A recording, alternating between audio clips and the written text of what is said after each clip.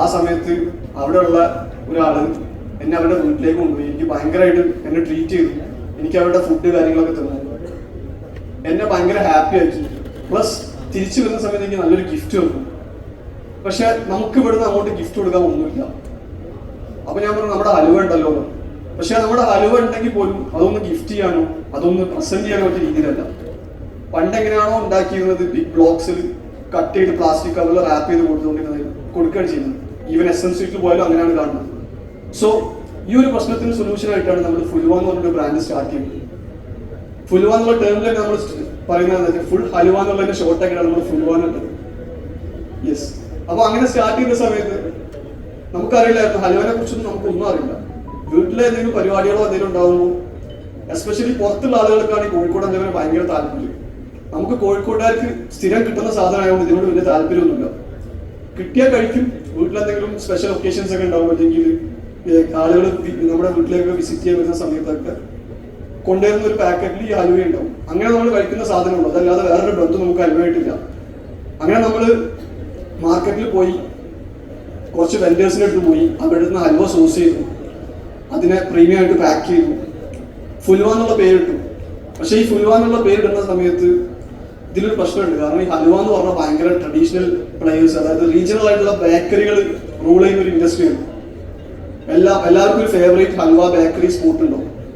അപ്പോൾ ആ ഒരു ലെഗസി അവിടെ മെയിൻറ്റെയിൻ ചെയ്തില്ലെങ്കിലും അതിൽ ഭയങ്കര ബുദ്ധിമുട്ടാണ്. 4 സ്റ്റുഡൻസ്, ഞങ്ങൾ ആ സമയത്ത് കോളേജ് പഠിക്കുകയുള്ളൂ. അപ്പൊ സ്റ്റുഡൻസ് തുടങ്ങുന്ന ഒരു സംഭവമാണിതെന്ന് പറഞ്ഞു കഴിഞ്ഞാൽ ആളുകൾക്ക് ആ ഒരു ട്രസ്റ്റ് ഉണ്ടാവില്ല. സോ നമ്മൾ എന്ത് ചെയ്തു, നമ്മുടെ ഫുൽവ എന്നുള്ള ബ്രാൻഡിന്റെ കൂടെ ഫുൽവ ബൈ കാലിക്കറ്റ് കസിൻസ് എന്നുള്ള പേരും കൂടി ആഡ് ചെയ്തു. ഈ കാലിക്കറ്റ് കസിൻസ് എന്നുള്ള പേര് ആഡ് ചെയ്യാനുള്ള കാരണം എന്താ വെച്ചാൽ കാലിക്കറ്റ് ട്രഡീഷണൽ ആയിട്ടുള്ള ഏതോ വലിയൊരു ടീം, വലിയൊരു കമ്പനി ലോഞ്ച് ചെയ്ത ഒരു പുതിയ ബ്രാൻഡാണ് ഫുൽവ എന്ന് ആളുകൾ വിചാരിക്കുന്നത് എന്നാണ് അങ്ങനെ ചെയ്തത്. കാരണം ഇന്നിപ്പോൾ കാണുന്ന പോലെ നമ്മൾ 2023 സ്റ്റാർട്ട് ചെയ്തു. അപ്പോൾ ആ സമയത്ത് അങ്ങനെ ബിൽഡിംഗ് പബ്ലിക്കുകളൊന്നും അധികം കണ്ടുവരുന്നില്ല. ഇപ്പൊ നമ്മള് എല്ലാ ഫൗണ്ടേഴ്സും ഡേ 1 എന്ന് പറഞ്ഞിട്ട് ചെയ്യുന്നുണ്ട്. പക്ഷെ അങ്ങനെയൊന്നും കണ്ടുവരുന്നുണ്ടായിരുന്നില്ല, അതൊന്നും സ്റ്റാർട്ട് ചെയ്തിട്ടുണ്ടായിരുന്നില്ല. മാത്രമല്ല നമ്മൾ ചെയ്യുന്ന സാധനം ഹലുവയാണ്. ഇതിനെപ്പോഴും ആ ഒരു എന്താ പറയുക ബിഗ് അല്ലെങ്കിൽ ഒരു ട്രഡീഷണാലിറ്റി അവിടെ കീപ്പ് ചെയ്യാൻ പറ്റണം, അല്ലെങ്കിൽ ഒരു ഒതന്റിസിറ്റി കീപ്പ് ചെയ്യാൻ പറ്റണം. അതുകൊണ്ട് നമ്മൾ ആ ഒരു പേരിൽ സ്റ്റാർട്ട് ചെയ്തു. അങ്ങനെ സ്റ്റാർട്ട് ചെയ്ത് വന്നു. ഫസ്റ്റ് ബാച്ചിൽ നമുക്ക് നല്ല ഫീഡ്ബാക്സ് കിട്ടി. നമ്മൾ വിചാരിച്ചതിനേക്കാൾ കൂടുതൽ ആളുകൾ ഏറ്റെടുത്തു. പക്ഷെ നമ്മൾ അറിയാത്തൊരു പ്രശ്നം അതിന്റെ ബാക്കിൽ ഉണ്ടായിരുന്നു, ഹലുവയുടെ ക്വാളിറ്റി. നമുക്ക് ഫസ്റ്റ് ബാച്ചിൽ കിട്ടിയ ഹലുവല്ല അടുത്ത പ്രാവശ്യം കിട്ടിയത് വേറെ ഹലുവ. നമ്മളങ്ങനെ 3ാമത്തെ ഒരു ബാച്ച് എടുത്തു. അതിന് കിട്ടുന്ന ഹലുവ വേറെ ടേസ്റ്റ്. ഇങ്ങനെ ഇത് ഓരോ സമയത്ത് മാറിക്കൊണ്ടിരിക്കുക. അപ്പോഴാണ് നമ്മൾ ഇതിനെക്കുറിച്ച് ഇതിന്റെ ബാക്കെൻഡിലേക്ക് ഇത് എങ്ങനെയാണ് ഉണ്ടാക്കുന്നത്, ഇവിടെ എന്താ നടക്കുന്നത് നമ്മൾ പഠിക്കാൻ നോക്കുന്നത്. സോ അത് പഠിക്കാൻ പോയപ്പോൾ നമ്മൾ കണ്ടൊരു ഇൻട്രസ്റ്റിംഗ് ഫാക്ട് ഉണ്ടായിരുന്നു. ഈ ഹലുവ എന്ന് പറയുന്നത് ഇന്നും, അതായത് ഇപ്പോൾ ഒരുപാട് മെഷീനറികളും ഒരുപാട് ടെക്നോളജി അഡ്വാൻസ് ആയിട്ടും ഇതിനൊരു സ്റ്റാൻഡർഡൈസേഷൻ വന്നിട്ടില്ല. ഇത് ഹലുവ ഉണ്ടാക്കുന്ന ഷെഫ് യൂഷ്വലി ഈ ലോക്കൽ ടേമിൽ പറയാം മൂപ്പൻ എന്നാ പറയാം. ഹലുവ ഉണ്ടാക്കുന്ന മൂപ്പൻ എന്നാ പറയാം. ഈ മൂപ്പന്റെ സ്കില്ല് അനുസരിച്ചാണ് ഇത് പോകുന്നത്. ആളുടെ മൂഡ് ഒന്ന് റെഡി അല്ലെങ്കിൽ സാധനം കൊള്ളാവും. ആളുടെ നല്ല മൂഡാണെങ്കിൽ നല്ല ഹലുവ കിട്ടും. മൂഡ് മോശമായ ഹലുവിന്റെ ഇത് മാറും. അത് മനസ്സിലാക്കണമെന്നുണ്ടെങ്കിൽ നമ്മൾ സ്ഥിരമായിട്ട് ഒരു സ്ഥലത്ത് നിന്ന് കഴിക്കുമ്പോൾ അങ്ങനെ കഴിക്കുന്ന ആളുകൾക്കൊക്കെ മനസ്സിലാവും. പക്ഷെ നമുക്ക് യൂഷ്വലി എല്ലാവർക്കും ഒന്നും മനസ്സിലായിക്കോളണമെന്നില്ല. ആ ഒരു സ്റ്റാൻഡർഡൈസേഷൻ ഹലുവയിൽ ലാക്കിംഗ് ആയിരുന്നു. സോ ആസ് എ ബ്രാൻഡ് നമുക്ക് ഒരിക്കലും അത് കൊടുക്കാൻ പറ്റില്ല. മാത്രമല്ല ഞാൻ അതിന്റെ ബാക്കി കാര്യങ്ങളിലേക്ക് ഞാൻ കരുതില്ല. കാരണം എല്ലാവർക്കും അറിയാം ഒരു ട്രഡീഷണൽ ഫുഡ് ഇൻഡസ്ട്രിയിലുള്ള ഏറ്റവും വലിയ പ്രശ്നമാണ് ഹൈജീനിക് ഫാക്ടർ എന്നുള്ളത്. സോ ആ ഒരു ഫാക്ടറും കൂടി അവിടെ ഉണ്ടായിരുന്നു. അതിന്റെ കൂടുതൽ വിശദവിവരങ്ങളിലേക്ക് ഞാൻ പോകുന്നില്ല, കാരണം എല്ലാവർക്കും അറിയുന്ന കാര്യമാണ്, അതിനെക്കുറിച്ച് കൂടുതൽ പറയേണ്ട ആവശ്യമില്ല.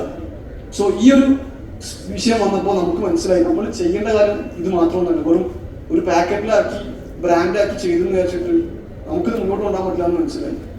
മാത്രമല്ല ആ സമയത്ത് നമ്മൾ ചോക്ലേറ്റിനെ കുറിച്ച് പഠിച്ചു. നമ്മളെല്ലാവരും ചോക്ലേറ്റിനെ കുറിച്ച് കേട്ടിട്ടുള്ളതാണ്. നമ്മുടെ ചെറുപ്പം മുതലേ ഞാനായാലും നമ്മളെല്ലാവരും ചോക്ലേറ്റ് തിന്നു വളർന്നു. നമ്മളെല്ലാവരും ഡ്രീമാണ് വീട്ടിലാരെങ്കിലും വരുമ്പോൾ ചോക്ലേറ്റ് കൊണ്ടുതരാന്നുള്ളത്. സോ ഈ ചോക്ലേറ്റ് എന്ന് പറയുന്നതിനെ നമ്മൾ ആരും ഹൽവയെ പോലെ ഒരു ട്രഡീഷണൽ സ്വീറ്റോ അല്ലെങ്കിൽ ഒരു ലോക്കൽ സ്വീറ്റോ ആയിട്ട് കാണുന്നില്ല. ചോക്ലേറ്റ് എന്ന് പറഞ്ഞ ഒരു ഗ്ലോബൽ സ്വീറ്റ് ആണ്. നമ്മൾ എല്ലാവർക്കും ഭയങ്കര ഇഷ്ടമാണ്. അതൊരു സിമ്പിൾ ഓഫ് ലക്ഷറി അല്ലെങ്കിൽ സിമ്പിൾ ഓഫ് ഒരു പ്രൈഡ്, അങ്ങനത്തെ ഒരു സെറ്റപ്പിലാണ് ചോക്ലേറ്റ് നിൽക്കുന്നത്. അപ്പൊ നമ്മൾ ഈ ചോക്ലേറ്റിന്റെ ഹിസ്റ്ററി കൂടി ഒന്ന് പഠിച്ചു. ഈ സമയത്ത് നമുക്ക് മനസ്സിലായ ഒരു കാര്യമുണ്ട്. ഈ ചോക്ലേറ്റ് എന്ന് പറയുന്ന ഒരു സംഭവം ഉണ്ടല്ലോ, ഇത് നമ്മൾ സ്വീറ്റ് ആയിട്ടാണ് കാണുന്നത്. ഇത് ആക്ച്വലി ഒരു ഡ്രിങ്ക് ആയിരുന്നു. അതൊരു കയ്പ് രസമുള്ള ഒരു ഡ്രിങ്ക് ആയിരുന്നു. ആഫ്രിക്കയിലുള്ള ചില ട്രൈബ്സ് മാത്രം കൺസ്യൂം ചെയ്തിരുന്ന ഡ്രിങ്ക് ആയിരുന്നു. ഈ യൂറോപ്യൻസിന്റെ ഒരു സ്വഭാവം ഉണ്ട്, അവർ എല്ലാ സ്ഥലങ്ങളിലും പോയി കോളനി ഉണ്ടാക്കും, അവിടുത്തെ നല്ല സാധനങ്ങൾ യൂറോപ്പിലേക്ക് കൊണ്ടുപോകും. ഇതുപോലെ ആഫ്രിക്കയിൽ അവർ പോയ സമയത്ത് സ്പെയിനിലെ ആളുകളാണ് അവിടെ പോയത്. അവർ ഈ സാധനം കണ്ടു, അവരത് യൂറോപ്പിലേക്ക് കൊണ്ടുവന്നു. അതൊരു എന്താ പറയുക, ഒരു പണക്കാർ മാത്രം കൺസ്യൂം ചെയ്യുന്ന, റിച്ച് ആളുകൾ മാത്രം കൺസ്യൂം ചെയ്യുന്ന ഒരു ഡ്രിങ്ക് ആയിട്ട് മാറി. ചോക്ലേറ്റ് ഹൗസസ് എന്ന് പറഞ്ഞുള്ള സെറ്റപ്പ് ഒക്കെ ഉണ്ടായിരുന്നു. ഈ ചോക്ലേറ്റ് ഹൗസിലെ ആളുകൾ നമ്മൾ ബാറിലൊക്കെ പോകുന്ന പോലെ ചോക്ലേറ്റ് ഹൗസിൽ പോകുന്നു, ഈ കയ്പുള്ള ഈ ഒരു ഡ്രിങ്ക് കുടിക്കുന്നു. ഇതായിരുന്നു അവിടുത്തെ ഒരു റിച്വലായി മാറി. ആഫ്റ്റർ ദാറ്റ് 19ാം നൂറ്റാണ്ടായ സമയത്ത് ഇൻഡസ്ട്രിയൽ റവല്യൂഷൻ വന്നു, മെഷീനറീസ് വരാൻ തുടങ്ങി. സ്വീറ്റ്, അതായത് ഈ ചോക്ലേറ്റിൽ ഷുഗർ ആഡ്, റിഫൈൻഡ് ഷുഗർ ഒക്കെ കണ്ടുപിടിച്ചു. ചോക്ലേറ്റിലേക്ക് ഷുഗർ ആഡ് ചെയ്യാനുള്ള ടെക്നോളജി വന്നു, ചോക്ലേറ്റിനെ ഹാർഡൻ ചെയ്യാനുള്ള ടെക്നോളജി വന്നു. പിന്നെ നമ്മളിന്ന് കാണുന്ന ഹെർഷീസും കാഡ്ബറി ഇങ്ങനത്തെ ബ്രാൻഡുകൾ വന്നു.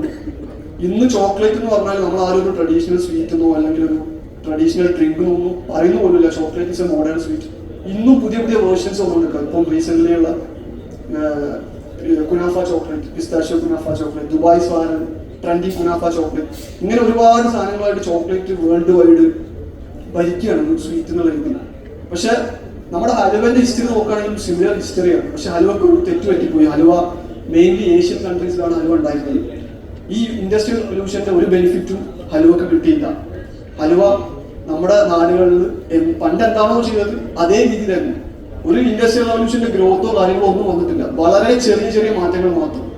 സ്റ്റിൽ ഫുൽവ തുടങ്ങുന്നവരെ ഞങ്ങൾ ഒരു ഹൽവ ബ്രാൻഡ് എന്നുള്ള കാര്യം ചോദിക്കുന്ന സമയത്ത് ഒരു ആൻസർ ഉണ്ടായിരുന്നില്ല. സോ അതുകൊണ്ടാണ് നമ്മൾ ഫുൽവന്റെ റെലവൻസ് മനസ്സിലായതുകൊണ്ട് നമ്മൾ ഫുൽവയിൽ ഹൽവ മാത്രം വെക്കുന്ന ഒരു എക്സ്ക്ലൂസീവ് ഹൽവ ബ്രാൻഡ് ഇതിൽ സ്റ്റാർട്ട് ചെയ്തു. ഒരു ഗ്ലോബൽ ഹൽവ ബ്രാൻഡ് ബിൽഡ് ചെയ്യാം. റാദർ നമ്മൾ ഇന്ന് കാണുന്ന ഹൽവകൾക്ക് അപ്പുറത്തേക്ക് ചോക്ലേറ്റിൽ നിന്ന് എങ്ങനെ എത്തിയോ അതുപോലെ ഹൽവയെ എത്തിക്കുക എന്നുള്ള ഒരു വിഷനുമായിട്ടാണ് നമ്മൾ വർക്ക് ചെയ്യുന്നത്. സോ തുടങ്ങിയിട്ട് ഇപ്പോൾ ഏകദേശം ഒരു 1.5 വർഷത്തോളമായി. റീസെന്റ് മനോരമയുടെ ഒരു ഷോ ഉണ്ടായിരുന്നു, മനോരമ എലവേറ്റ് എന്ന് പറഞ്ഞിട്ട്. അതിൽ നമ്മൾ പാർട്ടിസിപ്പേറ്റ് ചെയ്തിരുന്നു.